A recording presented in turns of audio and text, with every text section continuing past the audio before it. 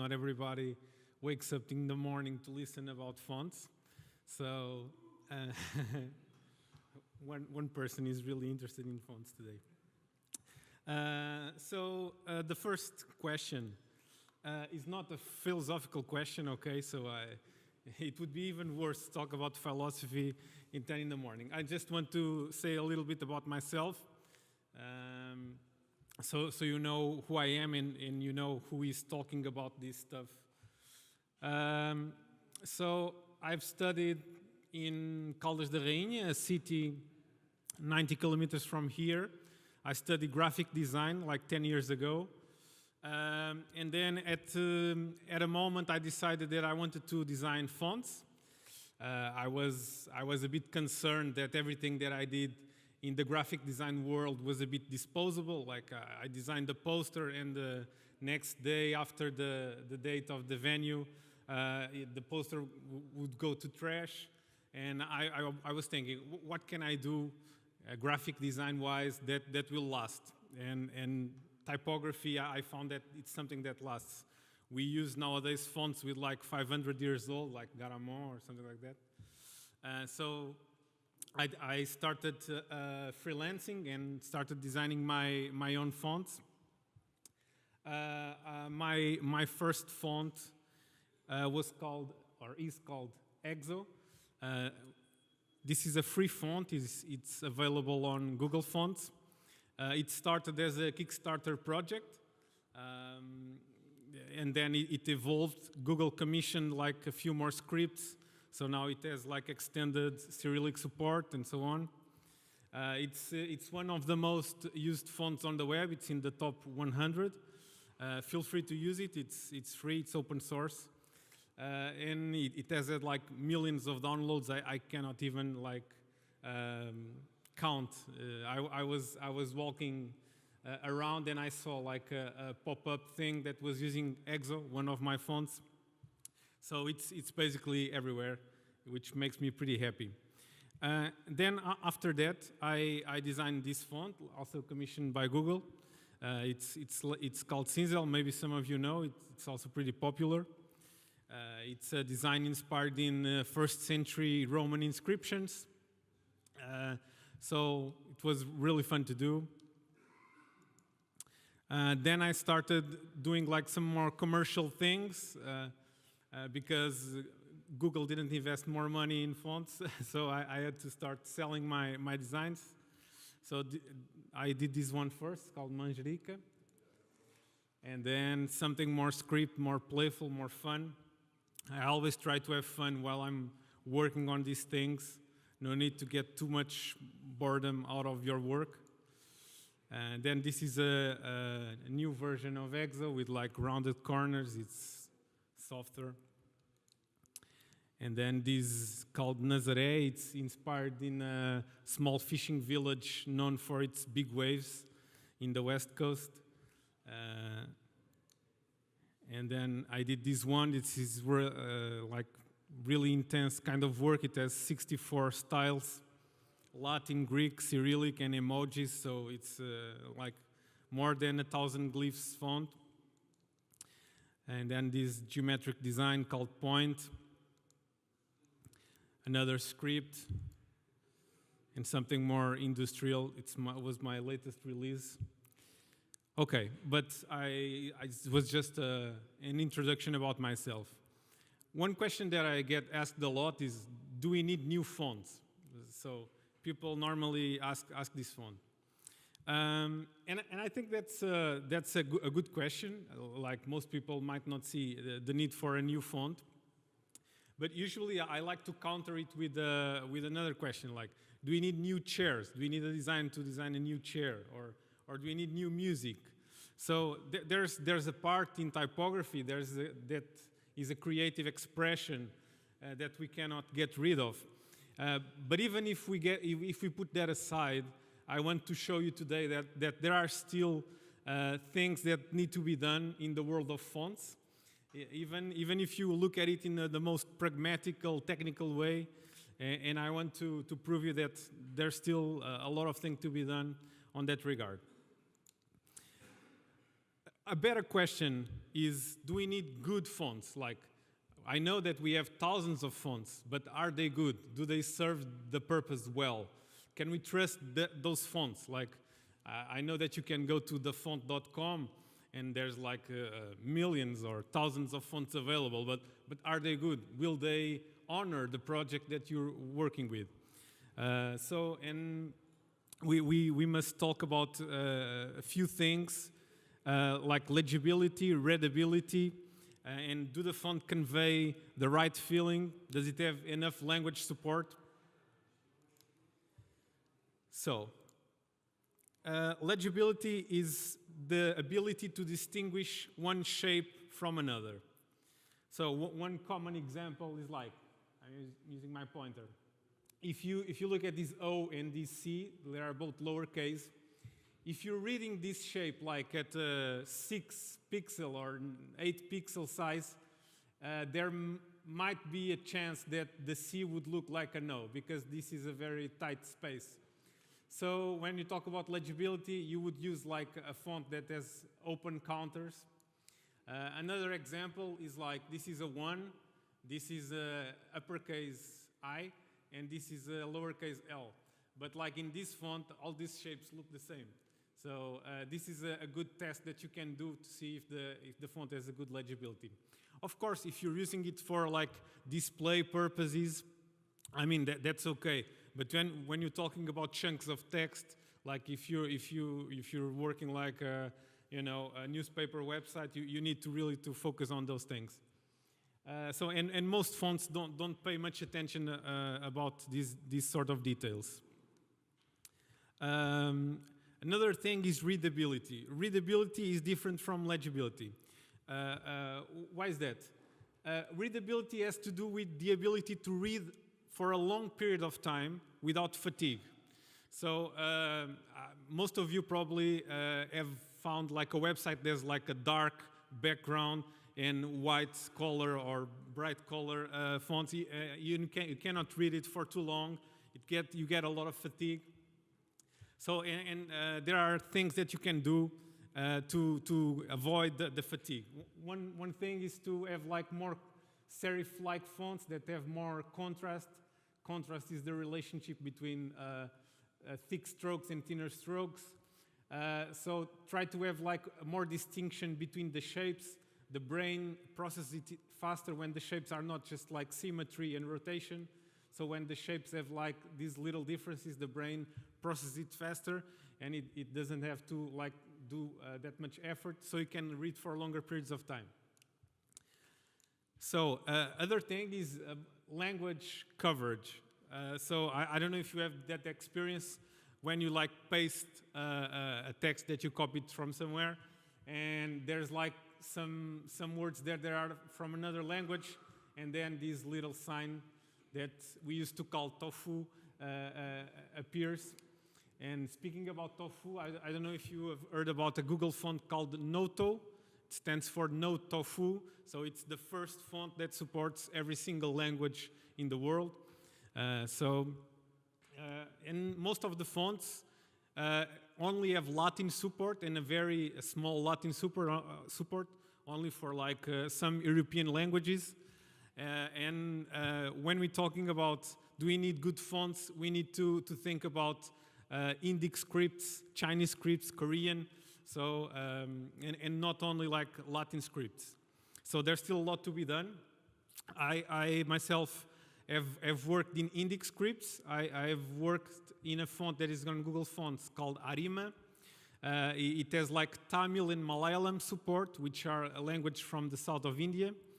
And it amazed me that like the people and the designers there had like only like 5 fonts to work with.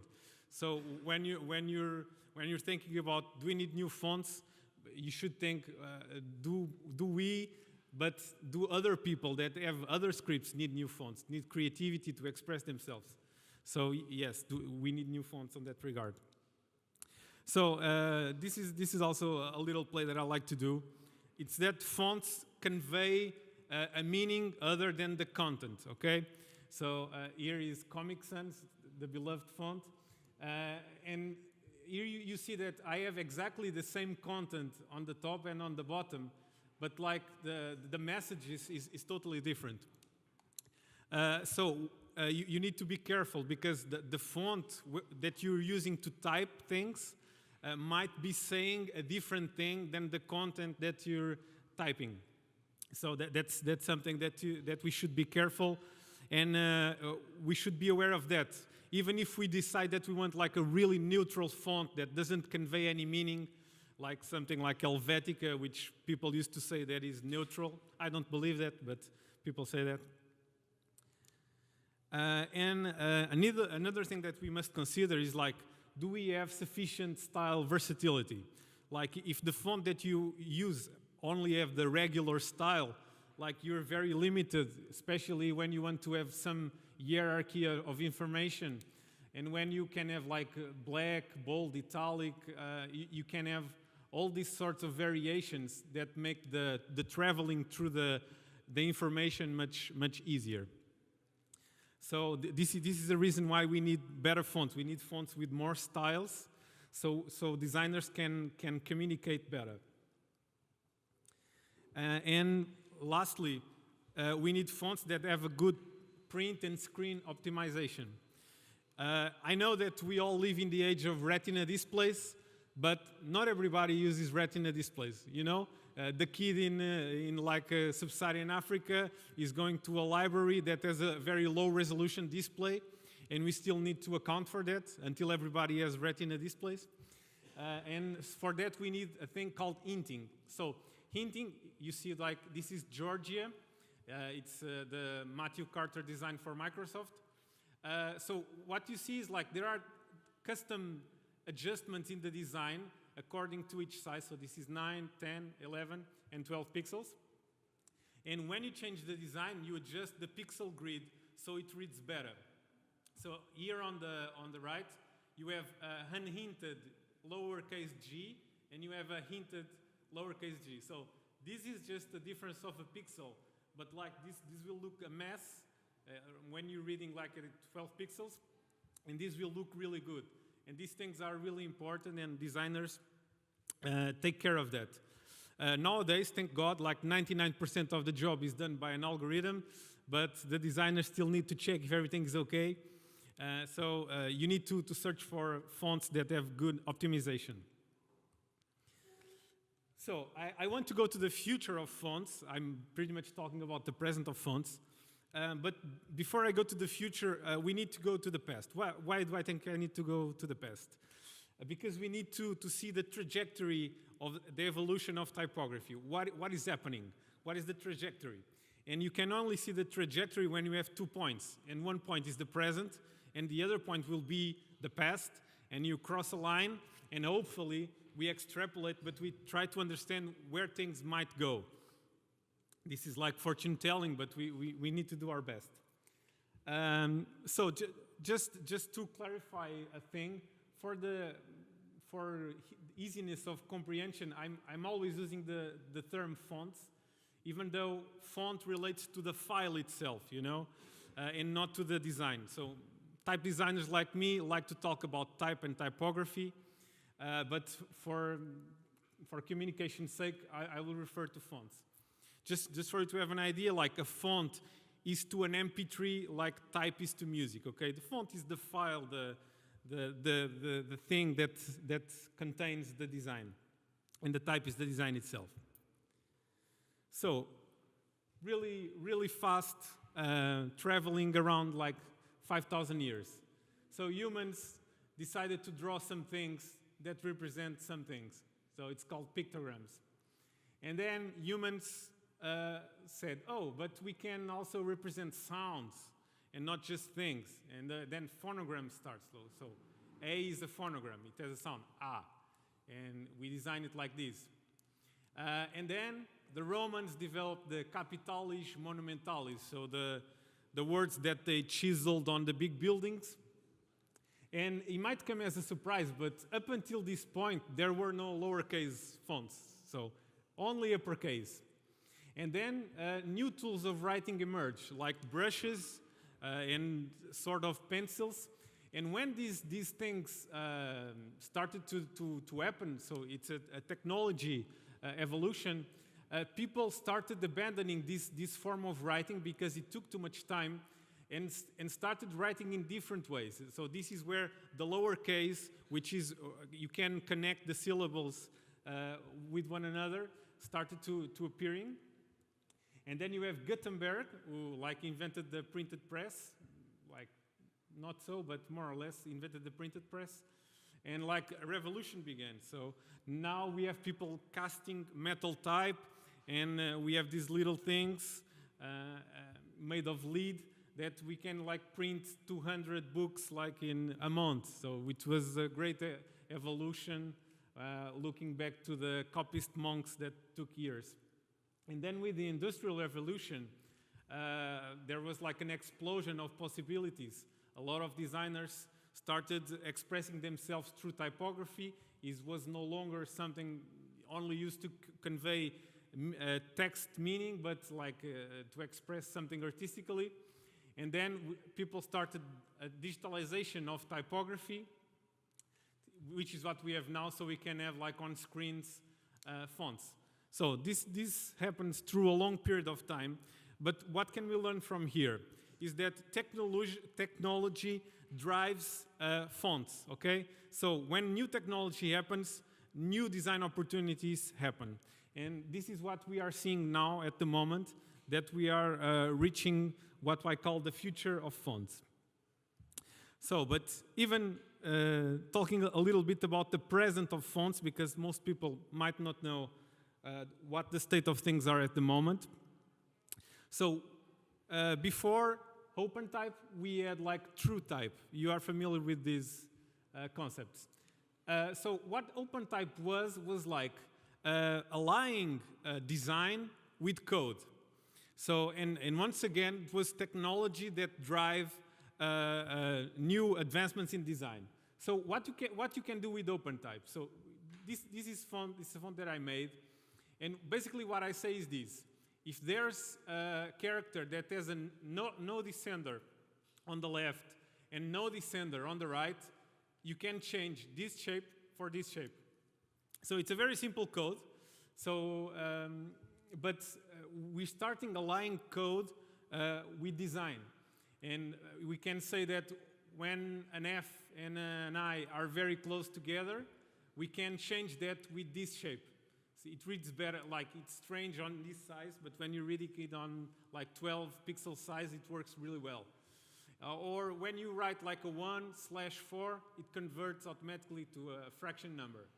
Or you can have like alternate designs on the beginning of words. So this is just example. There are plenty of OpenType features. So this is where we are at the moment. We are aligning code with design. So we have like more opportunities of design. And now we are obviously designing in native digital support. So I design mostly on the computer. I just make some rough sketches on paper, and then I go directly to the computer. And then, I don't know, maybe 10 years ago, we had the web font boom. I don't know, how many web designers are here, so I can know? Okay, so the web designers that are here remember when you had to rely on system fonts. You remember that? Like there weren't that many web fonts available. So web fonts was really like a boom, and it was so important because when people wanted to use different fonts that were not like system fonts, they relied on image or complex scripts. And that made a really big problem. It made the web less searchable. So Google invested like some millions of dollars to making the web more searchable and created like Google fonts, you know, it says like almost 1,000 fonts. And the goal behind all that, like if you question why would Google invest in fonts, it's basically that, make the web more searchable. Get rid of those complex scripts, get rid of images, and let's have web fonts. So web fonts was really like a huge step forward because most designers would like to express themselves in print backgrounds because they have more possibilities, and now they can express themselves totally on web design So that's awesome. Now, the future of fonts. The future of fonts is called variable fonts. Like, it's a very new technology that is happening.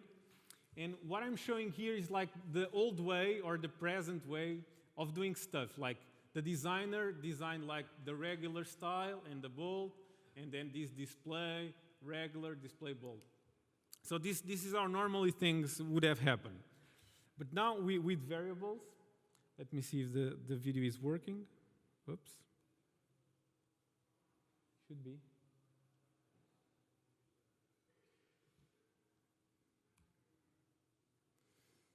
It should be in autoplay, sorry.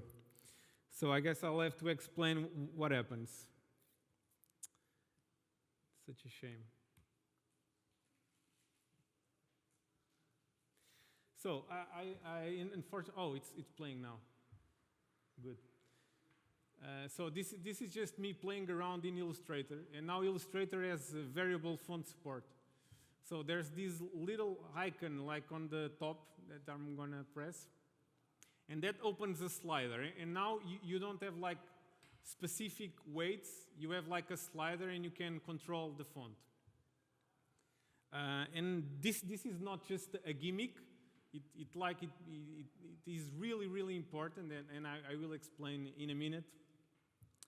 So, in type design, we had interpolation, which is basically what is happening. So I design, let me go back.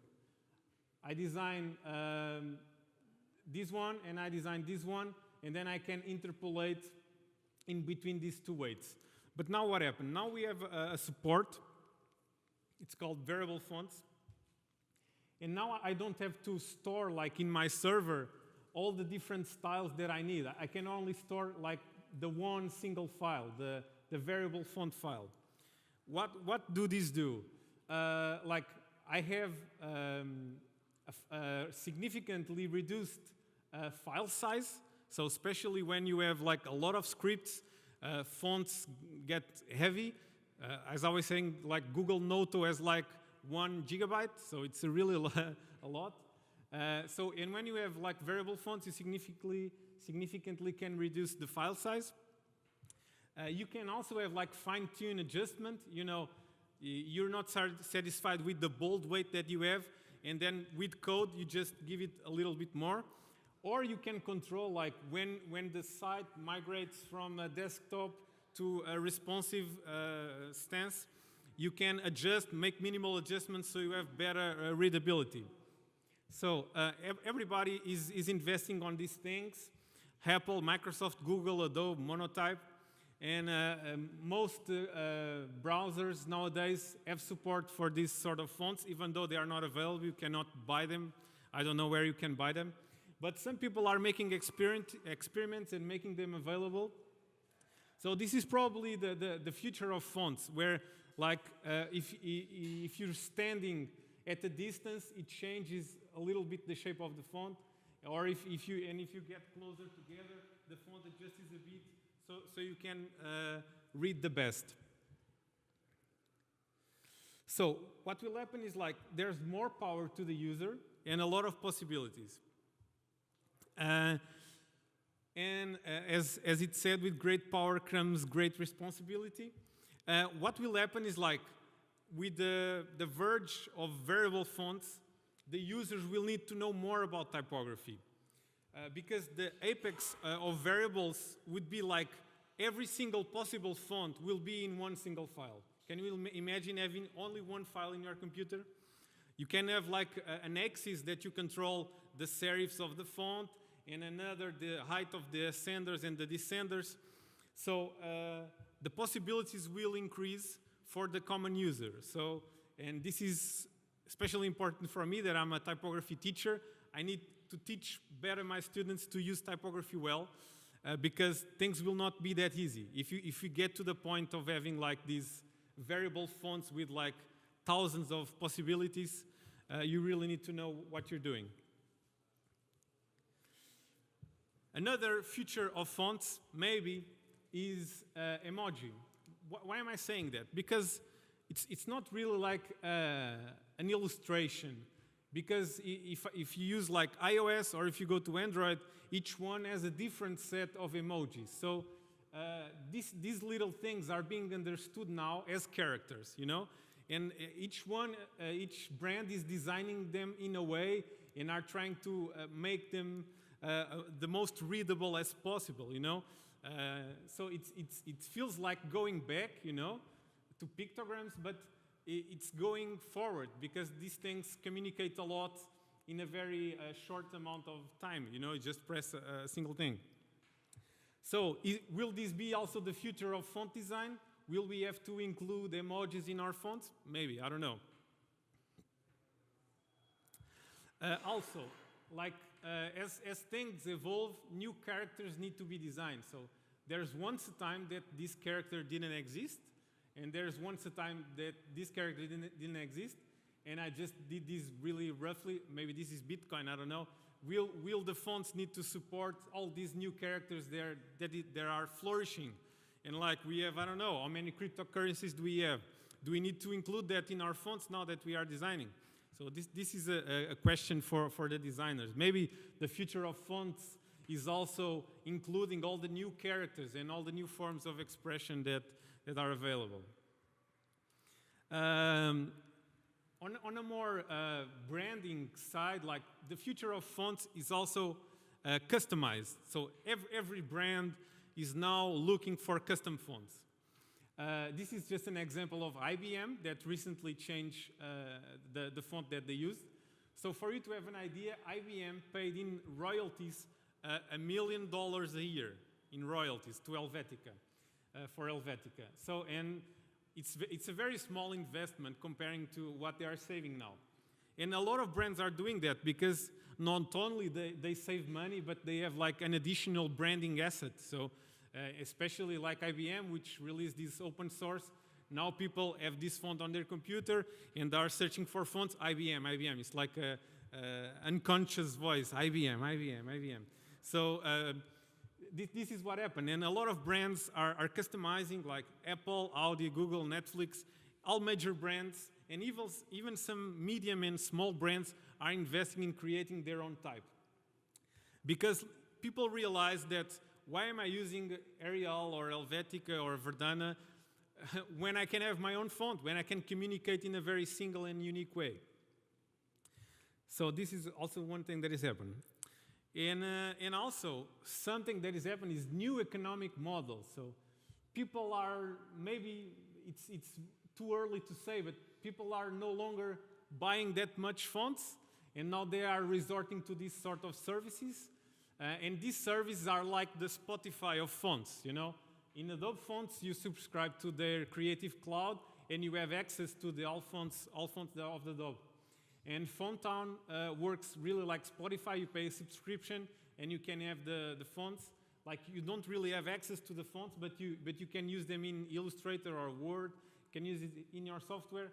And you have like Font Stand, which rents fonts, because most designers only use the font for 1 month or something, and then don't use it. So they have the model of renting fonts. So this is also the future of fonts, new economic models that are popping out. So, but what could be beyond the future of fonts? Because we are on the verge of the future, but can we extrapolate and try to think what could happen in the future? So, and maybe will AI design the fonts for ourselves? I don't know. But I think I said that we wouldn't be philosophical, but maybe this is a very important question, is why do we design? It's maybe not only to have a very good product, but because it's an expression of ourselves, you know, and that's why I believe that craft will always happen, even if it's not the best way. No, if you do your own chair, you will love it in a way that you won't love a chair that you buy on IKEA. So, and this is like a part of creativity process. Maybe we won't let AI design fonts for us because we want to do it ourselves. So, thank you. Thank you. So very briefly, this is my website. You can go there and download my free fonts. my paid fonts are on my fonts, and if you use this code, you can have like a discount. I'm opening up now for questions, if someone has any question. Are there any mics there? Oh, okay. Hi, thank you for your presentation, really interesting, insightful, learned lots of new stuff, like about the purpose of Google Fonts. It's so obvious, but I never really thought about it. I have one question more about your craft. Okay. And regarding the support for international languages. Mm-hmm. How do you ensure that you're getting it right in languages that, well, I assume you're not fluent in Tamil and Russian and Bulgarian. Yes. So how do you ensure that when you're giving identity to a typeface, you're not getting it wrong for, let's say, imagine you have a character in a certain script that looks like an F, yes. But in fact it's not an F, and you start giving it identity with the F mindset, and you get something that is actually wrong for what the origin of that character is. Yeah, how do you ensure that in terms of either your knowledge or partnering with the right people? That is a very good question. And what I do, and like most people do, we hire a consultant. So if we can find a consultant that is also a type designer, that's great. If we can't, we go to a graphic designer, someone that has a aesthetic sensibility. And we work very closely with that person. Like when I designed Tamil script, I had the fortune to find a Tamil type designer. So, and I worked really closely together. And she said, oh, this shape needs to be larger or smaller. And this back and forth is very interesting. Because one thing in design that is common across any script is like this balance of shapes. You know, this is like universal. And what is not universal is what a shape means. So this is why we need consultants, and we hire consultants. I hired consultants for Cyrillic as well. So we need that. We don't know. So we need consultants. All right, thank you. And another thing, just a free startup idea regarding the AI thing. Maybe AI font selection, and you have fixed characteristics of the typeface that express your brand, and then you vary other characteristics dynamically because you know that certain people are more prone to click and add if they feel certain things brought by certain characteristics of the typeface. Might be, yes. I won't charge royalties if you go for this one. Thank you. Sorry. Hi, thank you for your presentation. Nowadays, everybody is talking about variable fonts. It's a big buzzword, but I confess I never took 5 minutes to think about it. In your experience, how do browsers deal with kerning, things like kerning and so on? Kerning, it's all about browsing decision and how it's on the browsing size, the browser size side. So how do browsers are dealing with it? Yeah, like nowadays, most browsers have a very good kerning support. So for those of you who don't know, kerning is like spacing between specific pairs of letters, okay? So we just the spacing of a specific pair of letters. And nowadays, really, that's no longer the problem. Like, I remember that in the past, I got really frustrated when I used a web font because the browser was not supporting the kerning, and that thing looked messed up. But nowadays, that's not a problem. Now, the browsers are supporting variable fonts, not too many axes. So they are mostly supporting like weight and optical size and not much more. But it will eventually evolve. And like the type designers need to be really close and see if everything is developing in the right direction. So this, sir, has a question? The microphone. Hello, thank you. I have two questions. One about the variable fonts. When we design, when we choose some font for a text, we can remember the level of dimensions of the font. And with the variable fonts, we have a slider. So is it possible also to store, to see a level, a number, in order to adapt all the text in the same page, for example, with the same characteristics? This is the first question. Okay. And the second is perhaps out of the subject of the font. This is the following view. There are the ASCII classification, and then after it was, I think, the Unicode. Yes. And as you are showing new characters that are coming, is there a possibility to extend the Unicode in order to welcome the new characters? Okay, very good questions. So the first question is if we can like create presets of the variable slider things that we have chose. Not like that is not on the part of the designer. That is really on the part of the software that handles it. So from my end, you can do that. Like when I design a variable font, that has that specific possibility. But like for instance, in Adobe, you cannot have that for now. Maybe they will add that in the future.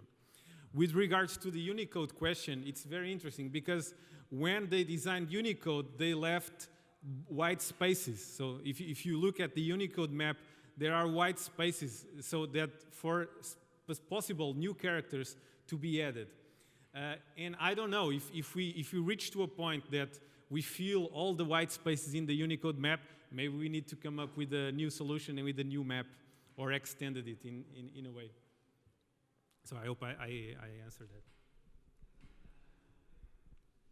that.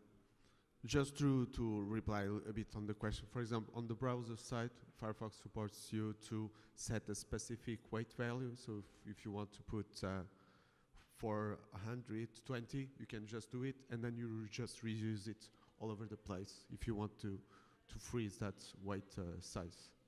Okay, thank you. My question was, so we have really this trend of brands creating their own fonts, but on the other side, the store model kind of make it look like we are starting to work each time more on a very specific subsets of fonts because they are the popular ones and the one that everybody uses. Yes. So how can we try to circumvent this tendency for monoculture of fonts? We had Helvetica, Yes. and to strive for a more diverse ecosystem of fonts, which also leverage all these different work from all these designers without falling into just half a dozen fonts that for every website that just look the same. Yes, thank you for that question. And as a designer, I have that temptation. I know that if I design a specific style, I will sell a lot. I really know this. So, but I don't want to be constantly doing things that are overdone and saturate the market with things that are already done. So personally, I decide that the primary task of a type designer is to express themselves artistically. So this is a stance. Maybe not everybody can agree, but that's my stance. Look, I want to express myself artistically, and that will ensure diversity. And I always try to strive to go to like, where can I go? Where can I change this character without losing legibility and readability? What can I do? And I always try to explore it that way. But as you said, now we are living in a moment that every, like Uber, Google, like Dailymotion, like all these brands are using like geometric fonts. So they all look the same. So I'm against it. I know that they are doing that because branding, it's not how it was in the past, because now branding is also modular, it's changing, it's ever changing. Like, it's not like this is our brand for the next 20 years. That no longer happens. So, and because of that, and because they have like the financial support to do that, they just go with the flow, they go with the tendency, and tomorrow they will change their font. So that's what I think will happen. And like for the common user, try to follow some designers that you really like. You know, find 1, 2, 3 fonts that you like, see who is the designer, and try to follow like on Instagram and Facebook and see what they are doing. Because especially when you're looking for individual type designers like me and not like really brand companies, like designers really try to do new stuff, and I think that's the way to go.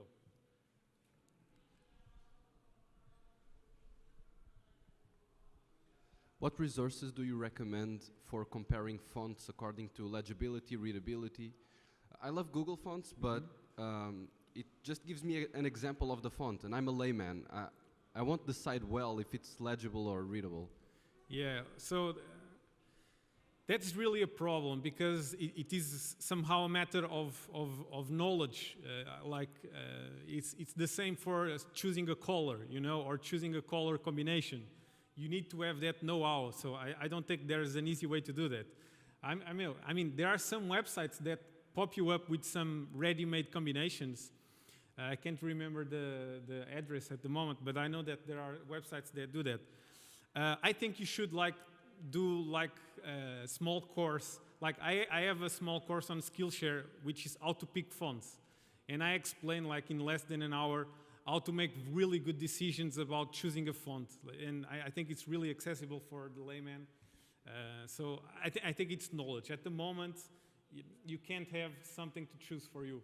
Especially when choosing a font has also a dimension of design, because you know, it's your decision. It's something that expresses who you are. So I think it's not only about legibility and readability. Thanks.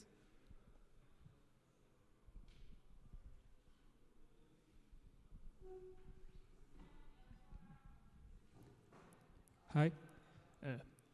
Congratulations for the great presentation. Thank you. Just two very small questions. The first one is, which font did you choose for this presentation? For the titles, not for presenting the other fonts, that's self-explaining. And the other one is, which tools do you usually use to create fonts? So you mentioned Adobe Illustrator. Are there any other tools that are tools of the trade for it? Yes.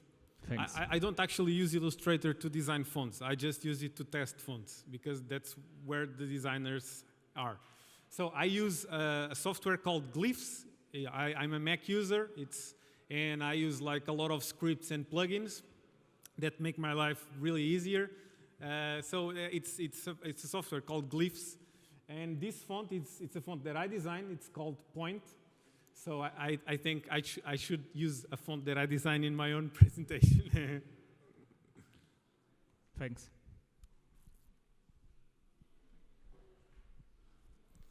Any more questions?